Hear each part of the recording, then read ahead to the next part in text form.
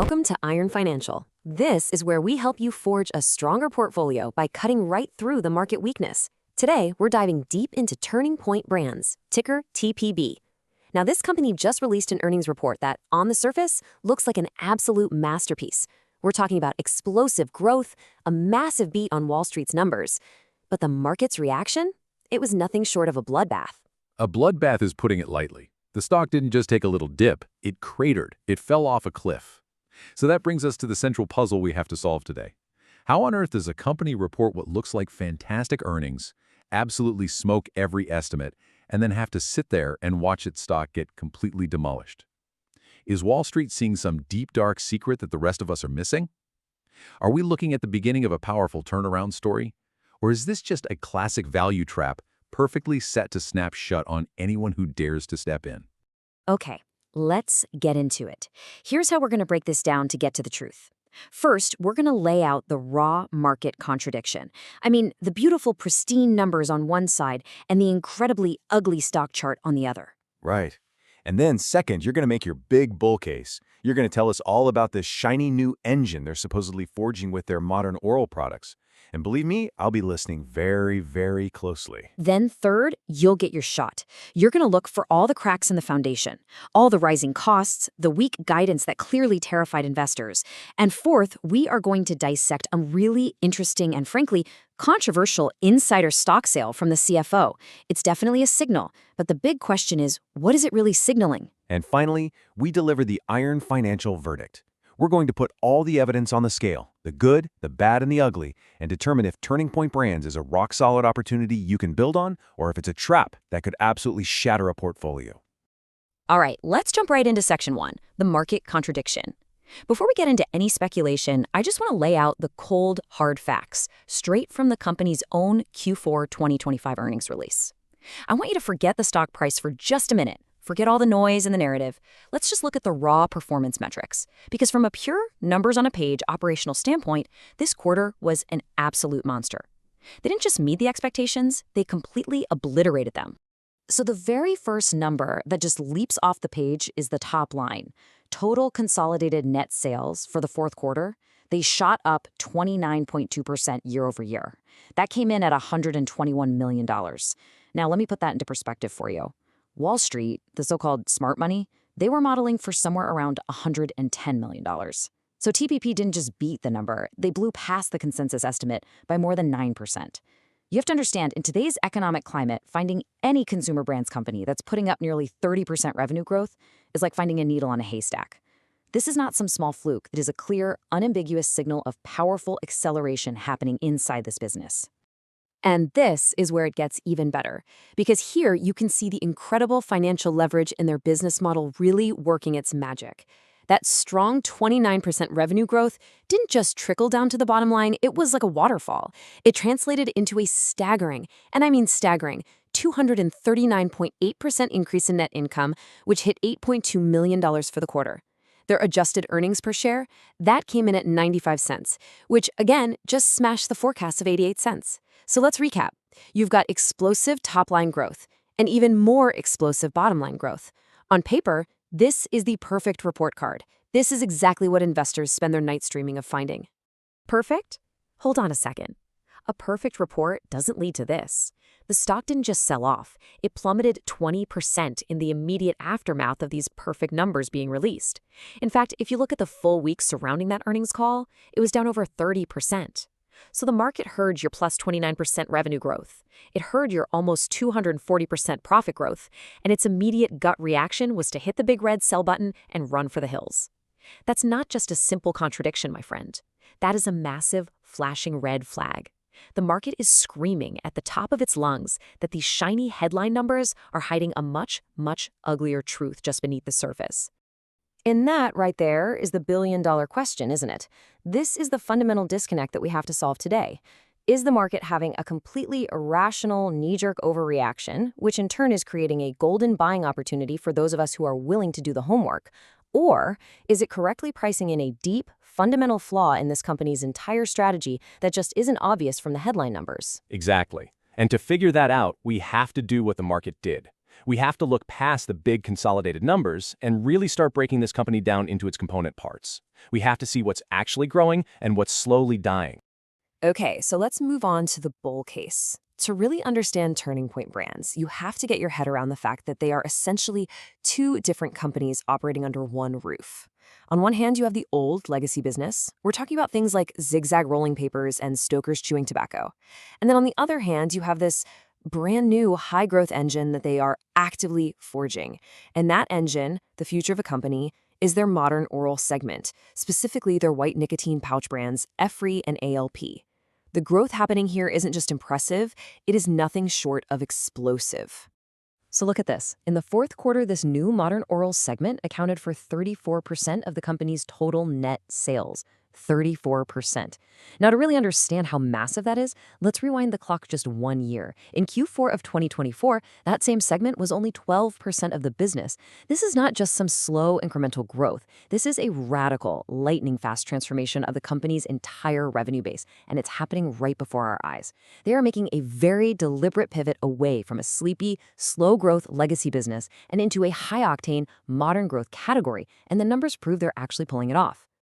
This table right here tells the entire story. You can literally see the two companies I was talking about. The legacy Zig-Zag segment, sales there declined by almost 13%. That's the old world fading away. But then look at the Stoker's segment, which is the division that includes these new nicotine pouches. Sales there were up almost 70%.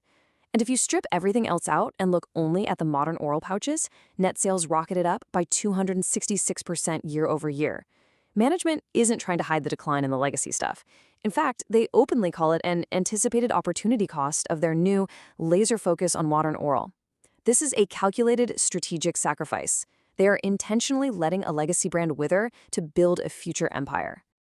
And you know what? Management is not being shy about their ambition here. The CEO, Graham Purdy, he said this directly on the earnings call.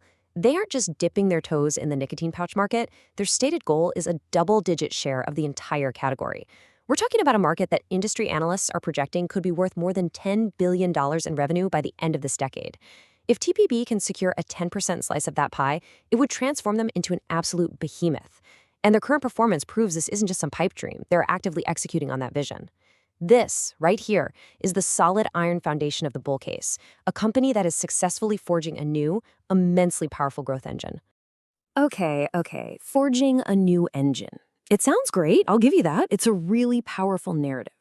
But let's be realistic. Forging steel is incredibly expensive. It requires immense, overwhelming heat and pressure. So the real question for any investor has to be whether the company can actually handle that pressure, or if the sheer cost of this pivot is creating deep and maybe even permanent cracks in its financial foundation. So let's talk about the costs that you so conveniently just glossed over. I want you to take a really close look at the relationship between these two numbers. As the analyst correctly pointed out, revenue grew an impressive 29.2%. I won't argue that. But their selling, general, and administrative expenses, the basic cost of keeping the lights on and running the business, that grew even faster at 38%. And anyone who's ever run a lemonade stand knows that when your costs are growing faster than your sales, your profit margins get squeezed. It's a fundamental law of business. And the company even admitted this was driven by huge investments in sales and marketing for modern oral, plus higher freight costs. This is the heat and pressure I'm talking about, and it is burning right through their profits.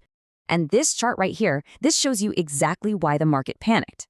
See, the market wasn't looking in the rearview mirror. It was looking straight ahead through the windshield. For Q4, the company generated a solid $30 million in adjusted EBITDA, but their guidance for the very next quarter, Q1 2026, was for just $24 to $27 million. That's a potential sequential decline of 20%. So while you're over here celebrating a record Q4, management is telling the world point blank that their profitability is about to fall off a cliff in the immediate short term. The market heard record quarter immediately followed by, and profits are about to go down, and it slammed the sell button as hard as it could. But you're intentionally framing necessary strategic investment as some sort of weakness. This isn't out-of-control, reckless spending. It is a calculated, front-loaded investment designed to secure that massive $10 billion market opportunity we talked about. They laid out the entire game plan on the earnings call. 1, they are doubling their sales force. Yes, that costs money. 2, they are massively ramping up sales and marketing. Of course, that costs money. 3, they are building a brand new U.S. manufacturing facility in Louisville to support all this growth. That is a major capital expense. And 4, they are expanding their ALB brand, which used to be online only, into thousands of brick and mortar retail stores. That requires a huge upfront investment. You see these as cracks, I see them as the steel beams of a new, stronger foundation. And let's not forget the long-term track record here. This isn't some fly-by-night company. They have a proven history of building real, sustainable value. Just look at this performance graph from their own investor filings. As of the end of 2025, they had dramatically outperformed both the Russell 3000 index and their own consumer staples peers. A $100 investment back in 2020 would have turned into over $240. That is the kind of long-term wealth creation that comes from making these kinds of smart, strategic investments. Come on, that chart is a history lesson, and you know it. It conveniently ends on December 31st before the 20% collapse that we are literally talking about today. It's real easy to show a chart that only goes up and to the right when you cut it off right before the plunge. Past performance is no guarantee of future results, especially when the company's entire strategy is undergoing such a costly and radical transformation. Which brings us to the next major point of concern. Because it's not just the weak guidance that has investors completely on edge, it's the signals that are coming from inside the company itself. Specifically, what the chief financial officer, the one guy in the company who knows the numbers better than anyone on the planet, was doing with his own shares right after the stock got demolished. Let's just lay out the simple facts, pulled straight from the public SEC filings. On March 2nd and 3rd, the CFO, Andrew Flynn, acquired just over 5,000 shares as part of his compensation plan. Then, on March 2nd, the company automatically withheld 2,086 of those shares to cover his tax bill. That's all standard procedure, happens all the time. But then, on March 4th, after the stock had already been beaten to a pulp, he made an open market sale of 2,000 shares and pocketed a cool $195,000. See, you're intentionally spinning this to create a misleading narrative. This whole thing requires context. The single biggest disposal of shares that you mentioned wasn't even a sale. It was shares being withheld for taxes, which is an automatic process for stock awards. Let's actually break down the numbers to see what really happened here. He was granted 5,051 shares. He sold 2,000 shares on the open market. That means his net position in the company increased by over 3,000 shares. This is a very common pre-planned transaction for executives to manage their personal finances. To try and paint this picture of a CFO panicking and dumping stock is just flat out wrong. He ended this whole period with more skin in the game, not less. More skin in the game? He could have had a whole lot more skin in the game if he hadn't decided to sell $195,000 worth of stock. You can slice and dice the numbers any way you want to make yourself feel better, but the optics here are just terrible. The company posts a confusing quarter, the stock absolutely craters, and 2 days later the CFO is on the open market selling shares. Period. Forget the nuance. It sends a terrible signal about his confidence, or lack thereof, in any kind of near-term recovery. Think about it. Why would you sell at the lows if you truly believe the stock was about to bounce right back? It completely undermines the entire argument that this is a great buying opportunity. All right, let's bring this all home. It's time to put it all together and deliver the verdict. We've seen the powerful bull case, a company executing a massive, and so far, very successful pivot into a high-growth, high-potential category. And we've seen the bear case, a company whose legacy business is dying, whose pivot is costing an absolute fortune, leading to some very scary short-term guidance, and some, let's just say, questionable insider signals. So now it's time to weigh all the evidence. When you get right down to it, the bull case really rests on that incredible, undeniable 266% growth in modern oral. It's real, it's accelerating, and it's fundamentally transforming the business. Revenue and profits just smashed expectations, and management has laid out a very clear and ambitious vision for grabbing a double-digit share of a massive market.